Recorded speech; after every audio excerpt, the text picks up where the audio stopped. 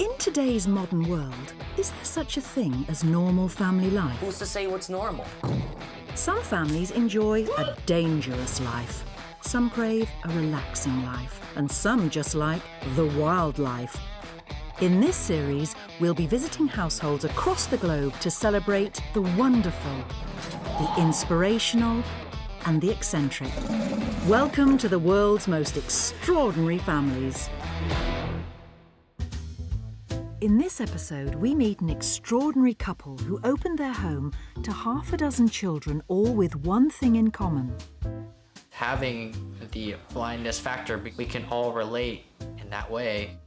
In Denver, Colorado, we meet the Williams family, who built a multi-million-dollar family business selling a controversial product.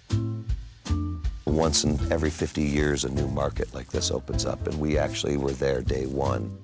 But first, a family who have given up the high life and all the mod cons to squeeze into a 250-square-foot school bus.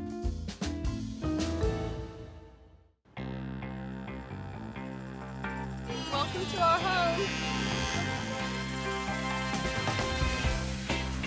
Everybody want a tea?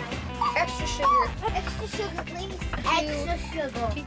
In 2017, Gabriel and Debbie Mays, along with their 4 children, Grayson, Darby, Deacon and Jovi, left their old lives behind in Chicago and hit the open road to live life in a school bus.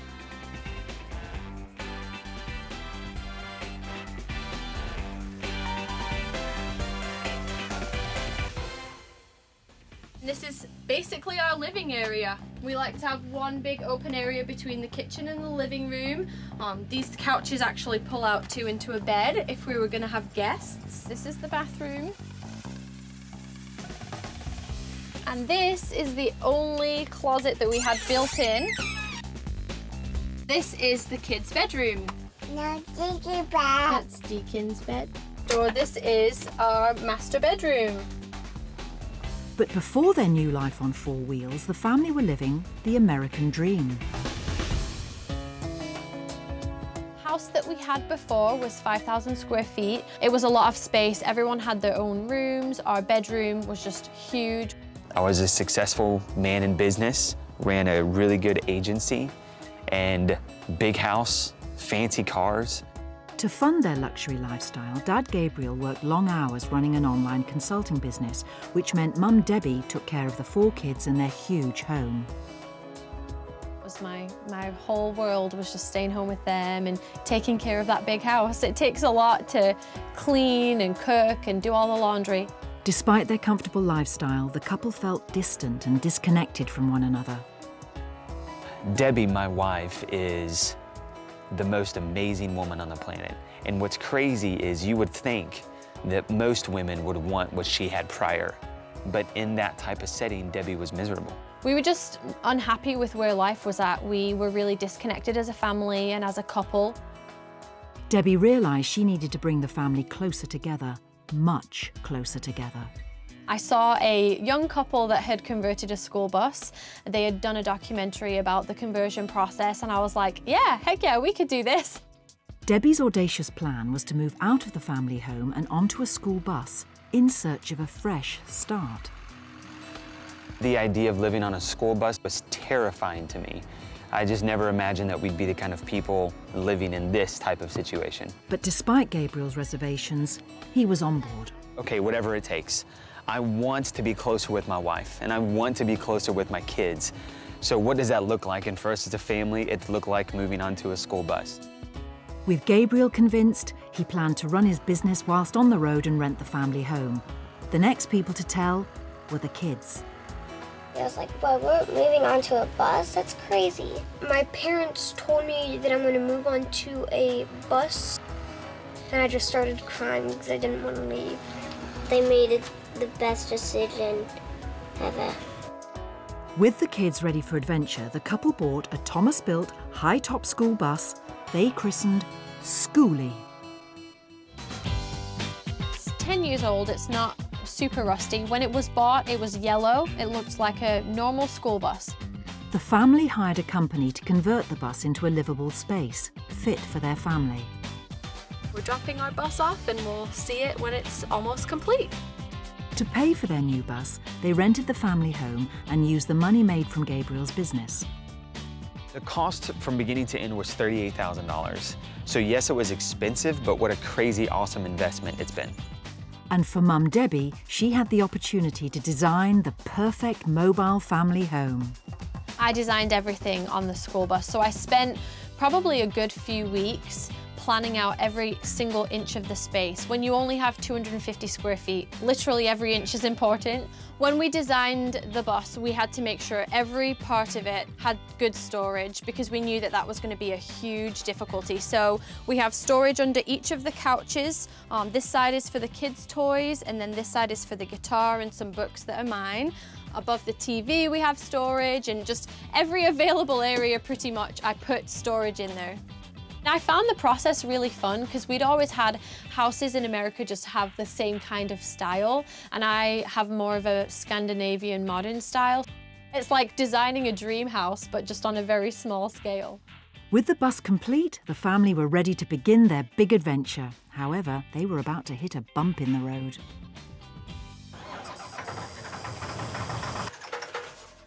When we actually pulled away, there was quite a few things that weren't done right. The roof leaked really, really bad. It was raining on the inside. That was a really big struggle in the beginning because it was one of those moments when it's like, okay, was this the right choice? So this is the road life. It's one thing after another. Yeah. After a few last-minute repairs, the family could finally drive away. It was extraordinary. My family is about to embark on something that we have no idea what's 10 miles, 100 miles from us, but I know that we're gonna grow closer as a result of it. And so that day will go down as one of the best days of our lives.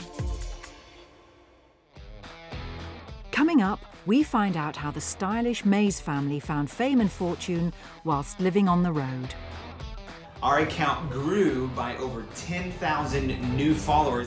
But now we meet the Bartlings, a big family with a big heart.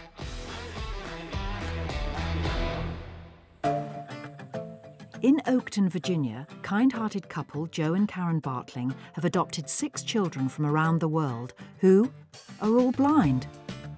I'm David. I am the second oldest of the 6 blind kids. My siblings are pretty cool. We have Hannah, who's the oldest. I am considered the talkative one and the funny one too. Dun, dun, dun, dun, dun, dun. Bethany's the quiet one. Abby is a funny one. Rip it. Jessie doesn't say much. She's a girl of few words. We have Obed, and he's like the lovable one. He's like the really crazy man.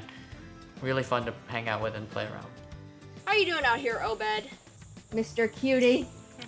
The blindness actually pulls them together, and their common experience of being, visually impaired is, is something that they all have. Sugar baby mine. Although their 2 biological sons, Joel and Brian, have now moved out of the family home, day-to-day life for the Bartling family is done with military precision and an early start. She's all buttoned up.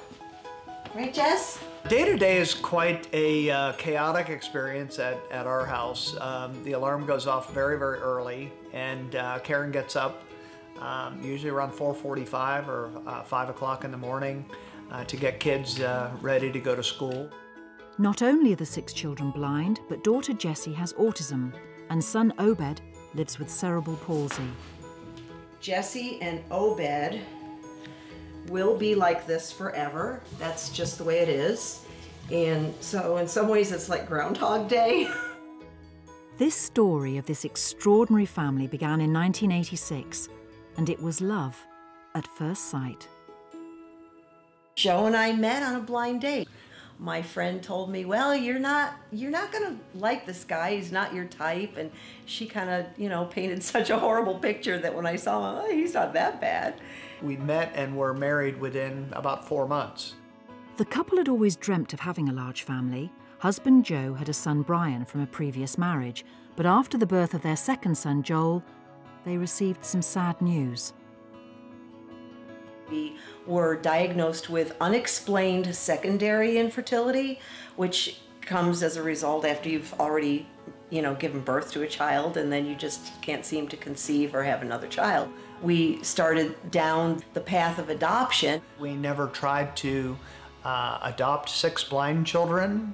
Karen and I just wanted a large family. It just so happened that the first child that we were presented with happened to be blind. At the time, Mum Karen owned a gift shop and she overheard one of her customers talking about a family in South Korea who were fostering daughter Hannah. She was looking for a permanent home. First, when we found out that she was blind, it took us, I don't know, probably 2 weeks trying to kind of wrap our brains around, could we care for her? Could we take care of her needs, meet her needs? In 1996, the couple officially adopted 2-year-old Hannah, who was born with no eyes and a love of singing. Mrs. O'Grady, she was a lady. She had a daughter whom I adore. I started singing when I was at our children's choir at our church. It makes me feel happy. It's just very enjoyable. Next to join the Bartling brood was another little girl from South Korea, Jessie. One day I was putting Hannah on the school bus and I went to the mail and there was a publication that we get for parents and teachers of blind children. And I started leafing through it and there was Jessie's picture right in the middle of this publication saying parents needed for blind girl from Korea. And in that moment, I just knew that she was our daughter. In South Korea, where Jessie was born, the authorities decided because of her disabilities she was unadoptable. But just before she was to be put into an institution, the Bartling family swooped in to bring her home. Jessie has severe autism and severe intellectual disabilities in addition to the fact that she is blind, but she's mobile, she's fun, she's musical, she brings so much life and happiness and joy to our family. We just can't even imagine life without Jessie. Good job. Go! And we play. Oh, Jessie's playing the drum. With 2 new daughters in the family, just 1 year later the couple received a phone call from a social worker about another young girl in India who was found abandoned in a bin. Good job, Babs. Here, give me 5. Yeah. Abby, when she first arrived, she got off that plane and came toward us in her buggy, and we had no idea. We thought, oh my goodness, she's got a lot going on. Abby suffers from Fraser syndrome, a rare disorder that affects development. The condition can also result in the eyes being completely covered by skin. Abby she's quite a miracle. She is rare amongst the rare in this genetic disorder that she has, in that she is so healthy and she is doing, you know, so well. And so we just couldn't be happier. Next, find out how this household doubled in size and the family head out to try a fun new activity together. Trampoline! Now we're headed to the Williams household, who are not your average gardeners.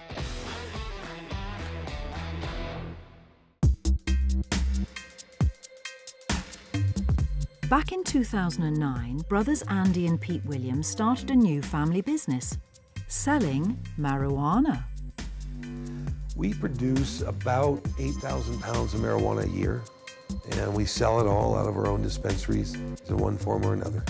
It's all done legally, of course, as the family live in Denver, Colorado, where since 2014, anybody over the age of 21 or over 18 with a doctor's recommendation can buy marijuana from a licensed dispensary.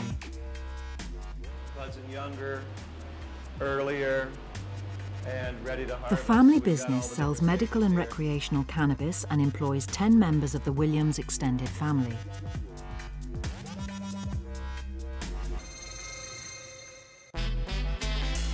I am the CEO and co-founder.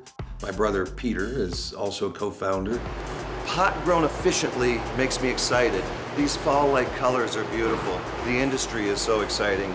My sister Sally Came on a little bit after we started, but she is running the brick and mortar. I am the co-owner and president. My mother I thought you could only smoke marijuana, but it's not true. Works for us as the chief money counter. And then we have a lot of nieces and nephews and sons and daughters working with us as well. Working for my family business is all I could really hope for. It's like a dream come true for me, really. It's nice working with family. You know, we all have our different quirks. It's great. It's, you know, the people making the rules are my family. They are now one of the top 5 largest marijuana businesses in the US, turning over around $40 million a year, and it all grew out of Pete's basement. I just had an interest in the industry because I was a pot smoker and I paid for the product all the time, so why not grow it yourself? My brother had been growing and supplying people with document recommendations their cannabis for a number of years under the Constitution. And I had the business savvy. He had the green thumb side of it. And I went to him and I said, let's join up and go big in this industry. We are the luckiest family in the world. To get that initial investment, the brothers didn't head to the bank. In 2009, they decided to approach their mother. But first, they had a confession to make. I had been growing in the basement for probably 6 months or so. She had been over at my house a couple times, and my house smelled like pot. I never even knew what marijuana smelled like. Her first reaction was a little bit of shock that Peter did marijuana and grew marijuana. That was a surprise to her, but you know, she's very open to these things and got past it quickly. Peter and Andy came to me and asked for investment, and then they said it was marijuana. And so I was completely baffled. It was actually Michelle's husband Lou who decided to invest $150,000 in the brothers' venture. Shortly after I got married to Michelle, Andy and Peter approached me with a business proposition.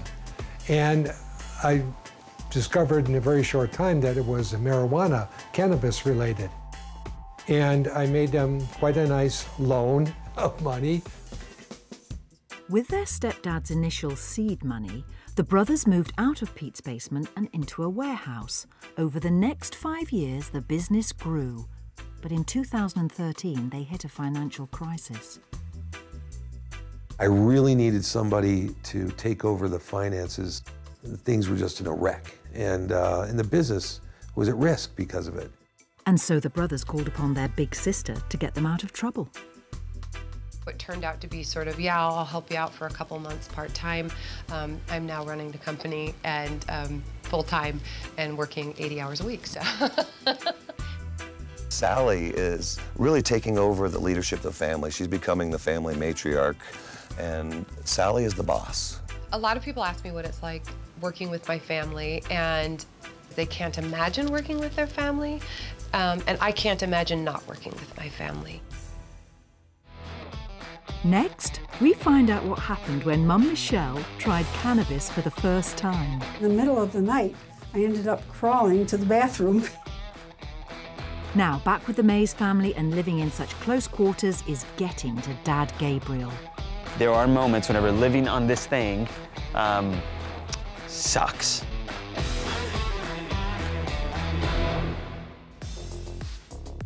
Back with the Mays family, who after being unhappy living in a huge suburban house in Chicago, packed their lives into a stylish converted school bus and hit the road in search of a new start.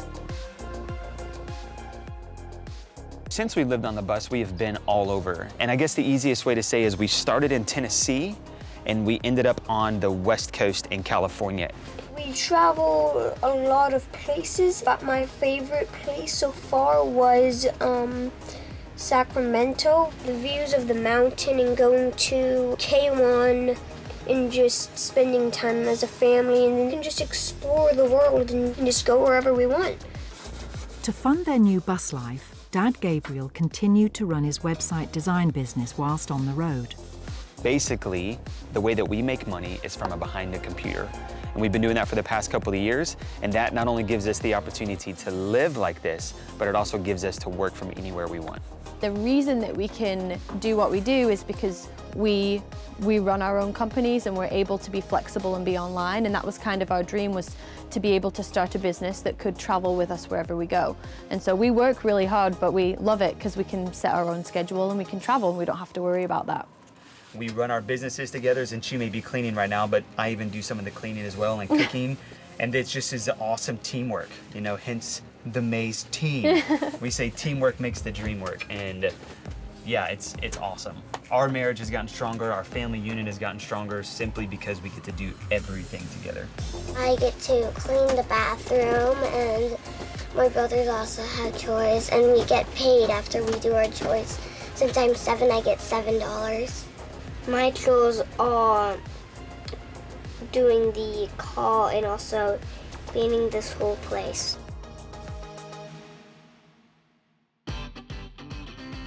But a surprising new stream of income was about to come their way as this photogenic family began to document their lives on social media. Hi everyone, I'm Gabriel. And I'm Debbie. The Maze team. Guys, welcome to our very first ever non-rehearsed YouTube video. Whilst on the road, the family began to get quite a following and now have over 78,000 fans online. They turned that popularity into cash.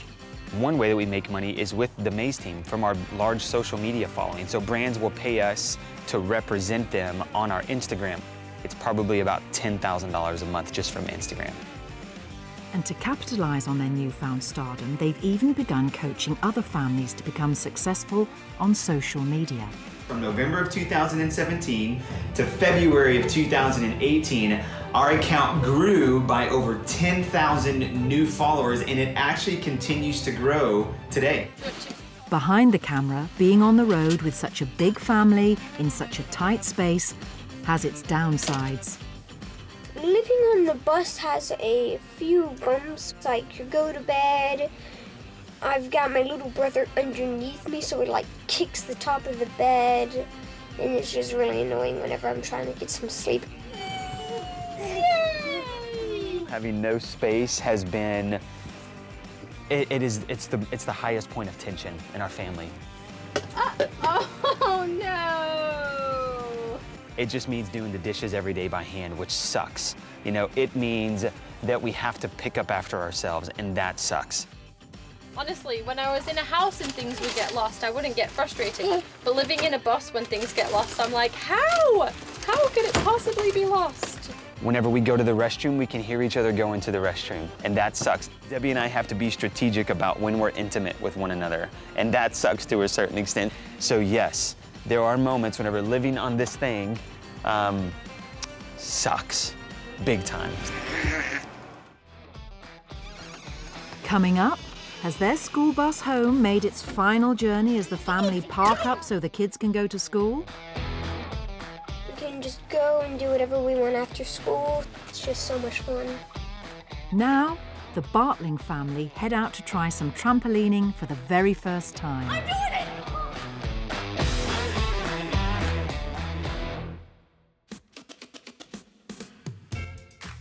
I like crazy. In Virginia, Joe and Karen Bartling, along with their 6 blind children, are heading off for a day of trampolining.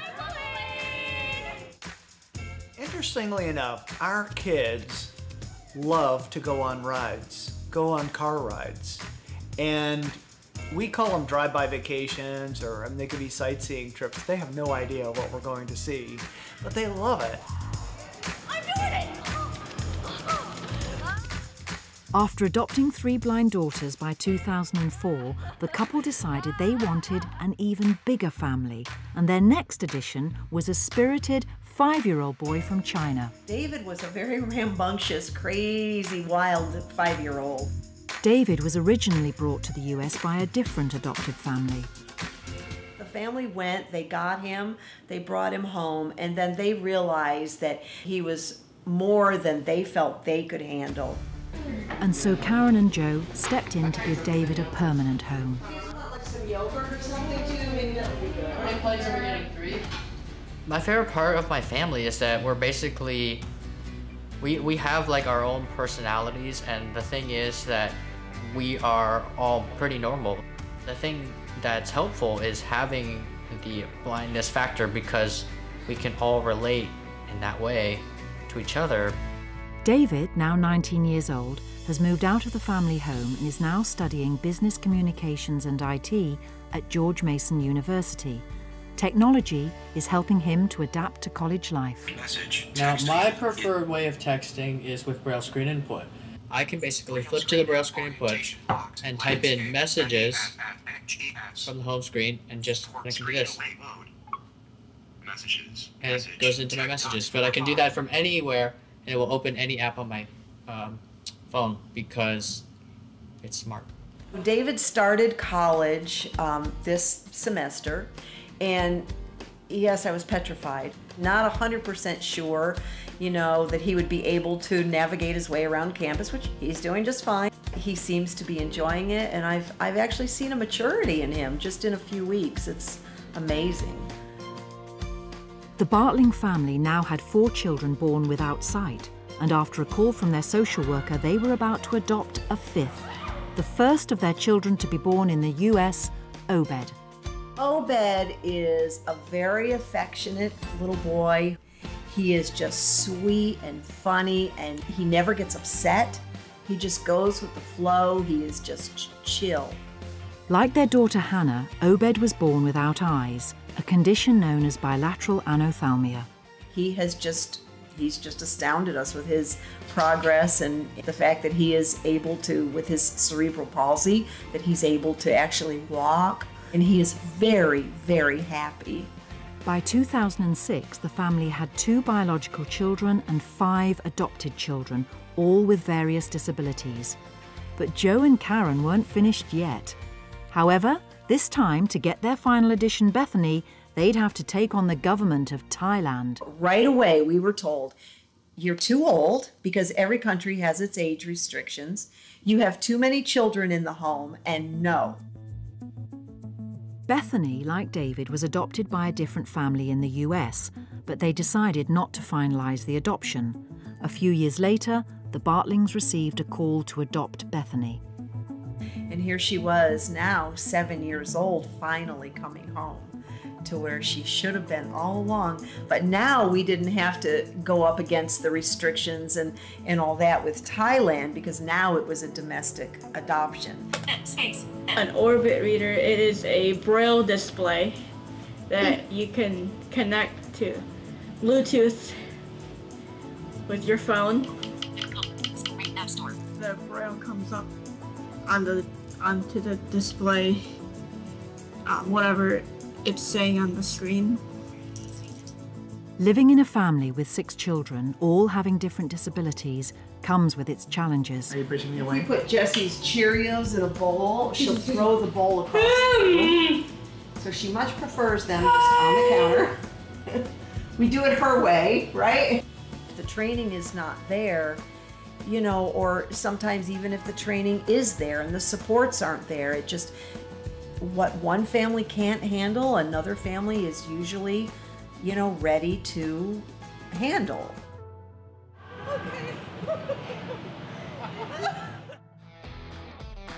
Next, daughter Hannah heads off to earn a crust at the local bakery. This part is a little chipped right here. But now, back with the Williams family, who are discovering the life-changing effects medical marijuana is having on their customers. She said, because what you do allows my 5-year-old niece to function.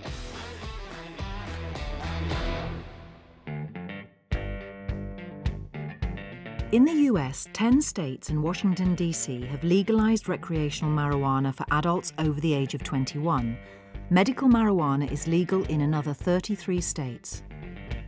With cannabis, genetics are very important. Every plant is unique. They have their own genes. The family business has 2 main branches for sales, medical and recreational.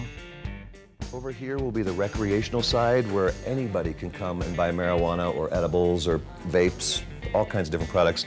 And on the opposite side is the medical side. So a person will come in here with their prescription, sign in, and then come on over to the medical side. And they have a larger selection of product, because if you have a medical issue, you want to have consistency, so they get that same product every time that works for them. Again, the hybrid cartridge by batch is going to be a real nice height and euphoria in between. Real good bubbly head, a little bit of a body height. Everybody's very passionate about what they do here, so it makes it easier on us because they give you the spiel and just the friendly faces as well. Another stem of their business is MedFarm, the family's very own scientific research facility. They're discovering new ways marijuana can be used in medicine.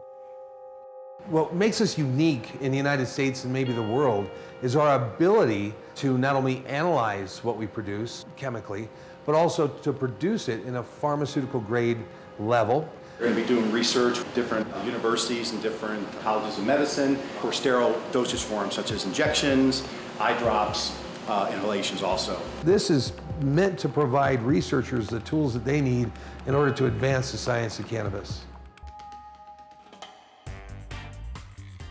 In 2017, it was reported that legal marijuana sales exploded to $9.7 billion in North America. The industry remains to be heavily regulated and taxed. It's very highly regulated. 14 or 15 licenses to operate it. There's no difference between the pot itself. The taxing is different between med and rec. It's about a total of 36% taxes paid on recreational bud, and it's about 8% tax on the medical bud. The sale and use of marijuana is still considered controversial, and recreational sales are illegal globally, except in Uruguay, Canada, and 10 US states. So how do the family feel about dealing in a product banned in most of the world? People are going to smoke it anyway. And if you can tax it to its maximum, it can really benefit society. But like any mind-altering substance such as alcohol, the family recognise that marijuana should come with a health warning. I think using any substance, there are inherent dangers. You could have a bad high, right? You could be paranoid, you could be very lethargic. Those are some of the more common side effects. I would say it's less addictive than coffee, it's less addictive than cigarettes, but no substance that alters your body is necessarily without risks. You can't die from over-consuming cannabis. You might have a bad experience, but you can't die like you can from drinking a whole bottle of alcohol that you shouldn't have drank. So, do the family ever sample their own produce? I started smoking cannabis in high school, probably 15 years old. I've never smoked marijuana. I don't smoke marijuana a lot, but for the most part, I'll take a daily dose of CBD. CBD, or cannabidiol, is a chemical produced by the cannabis plant. It's not psychoactive, it won't give you the feeling of being high, but it is reported to ease pain and have a variety of health benefits. I play tennis and I have tennis elbow and I have some mild arthritis, so I take a small amount of CBD and it has a tiny amount of THC. THC is the chemical in marijuana that is responsible for the psychoactive high experienced by users. One time, I had a surgery and Andy gave me some chocolate. And so I said, well, why don't you take this chocolate to help you sleep and relieve the pain? So each square is 10 milligrams of THC, which isn't very much. It's just enough to kind of loosen you up and make you a little bit happy.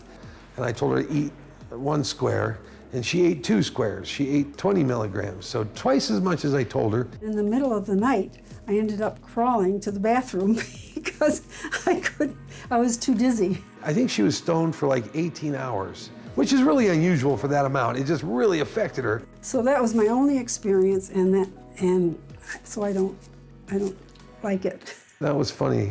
She was stoned for 18 hours. In 33 states in the US, medical marijuana is recommended by doctors to treat health issues such as pain, IBS, Parkinson's, and epilepsy. Marijuana has tremendous health benefits. And there's over 300 different compounds within the marijuana plant. CBD and THC are just 2 of them. The company sells over 350 different cannabis products, including pills that can help you sleep. These little tablets, take it similar to an aspirin or an Advil. Just take them with a glass of water 30 minutes before sleep. And I've sold those bottles to numerous and numerous elderly people who come back and they say, oh my gosh, Matt, thank you so much. I slept 8 hours last night. The miracles that are happening. If you have Parkinson's and you're at the end of your life and you're shaking, and you start the CBDs with some THC, and a month later you're shaking a little less, and a couple months later you're actually knitting and cooking again. Those people, they come back crying because their life has changed. Coming up, there's stiff competition for who will inherit the family business. If they have aspirations of running the business one day, all the better. Doesn't mean they'll get it. Next, we're back with the Mays family, who are hitting the brakes on their journey. We will transition into this home recognizing and understanding the value of time spent with our kids. After traveling across the US, the Mays family have completed their search for a new place to settle down in Redding, California. They have parked their home at a local caravan park. We're currently in Redding, California. That's where we decided to settle down for the kids to go to school. When I looked at homeschooling, I just didn't feel like it was something that I could fit. You guys want to walk over and sit down and have a little snack? A little picnic. Next to the creek? We came here, I immediately just fell in love with the temperature of the place. The weather is really nice in California. And the people, we immediately got connected to a really good group of friends and community. We kept the school routine, so we stay still in one area.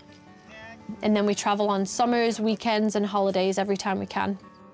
With the bus parked up and the kids now at school permanently, the family are still living in their home on 4 wheels for the foreseeable future.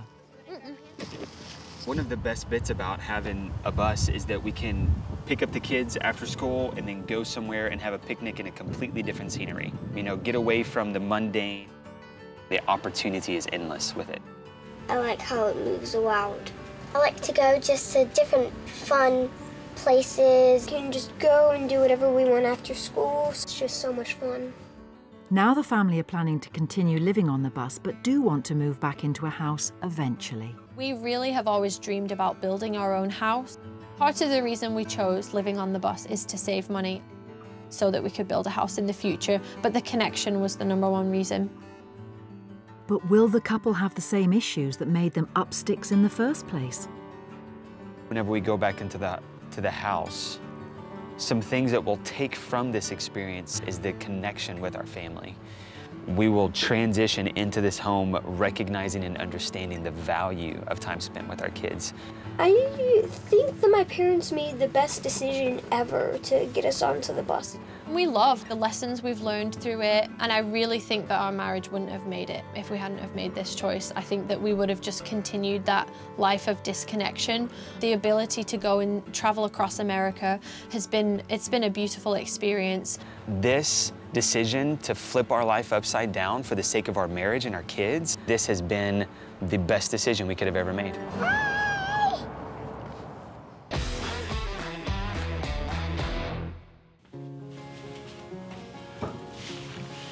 Back in Virginia with the Bartlings, and with 6 kids living with all different disabilities, the family are promoting their children's independence to get them ready for adult life. We instill in our kids that, you know, you're living in a sighted world. So the expectation for a visually impaired person or blind person is higher. I'm ready when you are. I was born ready. You were born ready, weren't you? Yeah. Some of the children are already benefiting from that preparation. Son David is now at college and daughter Hannah is heading to her job at a bakery. I like everything. Washing dishes, drying dishes, and making recipes. And I like scooping cookies. And I like going into the chocolate room and packaging room. And now he's coming. Thank you. You're welcome. Hannah was in special education, and she went to an academy basically for job training and that sort of thing. And fortunately for us, she had taken culinary classes, and they paired her with a coffee shop and bakery in town that employs other people with different kinds of disabilities working alongside typical employees. It's the first time they've ever had a blind person or even a visually impaired person in their kitchen. Kelsey, this heart is a little chipped right here. It's a dud. I like all tasks about my job. I like getting along with all my employees that that are entertaining to me. I'm entertaining to them. Every year, the family celebrates the day each of their children were adopted. Today is Abby's Gotcha Day. This is my mom and dad's anniversary and Abby's Gotcha Day. And we're gonna go out to dinner. We're gonna go out to dinner and have a lot of fun. One of the things that's important in adoptions is Gotcha Day, and a Gotcha Day happens to be the day that the child comes to be a part of your family. And so our anniversary this year just happens to be Abby's Gotcha Day. The family are taking a trip out to one of their favourite restaurants to celebrate, and they're joined by Karen and Joe's biological son, Joel. Here, Abby. If you want spaghetti. Spaghetti. With the kids growing up and the couple reaching retirement age, the family are beginning to plan for the future. Many of our friends and relatives that are our age are empty nesters, and they're enjoying the fruits of their retirement, and we're not. We have children at home. We'll continue to have children at home. Our children are still young. We love you, Mom and Dad. Aw, Yeah. bring up the tissue. It's not outside of the possibility for them to live together. And so we're actually starting the process looking into applying to officially become a group home for them. And in that case, you know, the idea would be that hired help, you know, hired caregivers and attendants would come in to do the day-to-day. It has its challenges, certainly, but you know, without the challenges, then, you know, there wouldn't be any reward either. Yeah. You'll kiss Daddy. The kids are they're just amazing kids, and you just see how they interact, or, you know, if they've really succeeded at something, you know, and you're just like, yeah, this is pretty cool. This is pretty cool.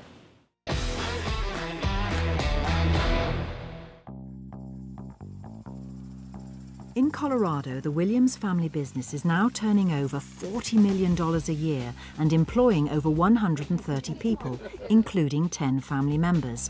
But none of this would have been possible without the support and investment of their loved ones. This is all pleasure tonight, no talking business. Without Lou, this wouldn't have started, so we do what Lou wants. Remember that day, that picture they snapped of me? Yeah. Well, and we got the check. They're smiling, and I'm holding the check, and I should have held on tighter. Okay. You wouldn't let it go. And if you looked at my face, it was filled with fret. Three Musketeers. Peter, one of the founding family members, has now retired from the marijuana business and is living a more mellow life.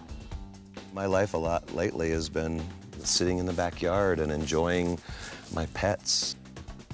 With a Williams family member at every turn, could the next generation take over the family business? I started working there. I turned 21 and immediately left my job at the gas station and started working for Medicine Man.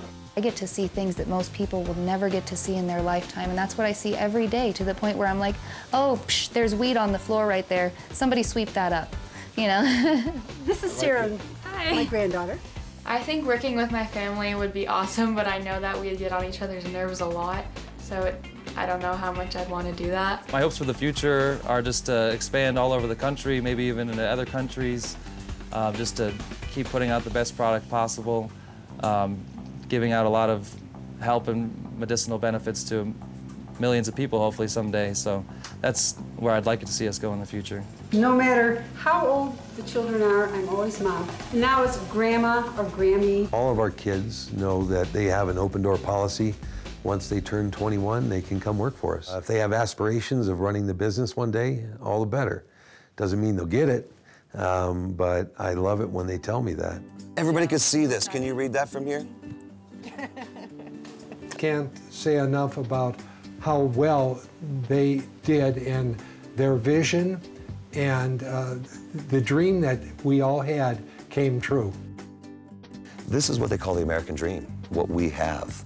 the once in every 50 years a new market like this opens up, and we actually were there day one and took those risks and grabbed a hold of it, and without my brother and my mother, it would have been impossible. You know, without family, there's really no meaning in life, I don't think. It's why we do it.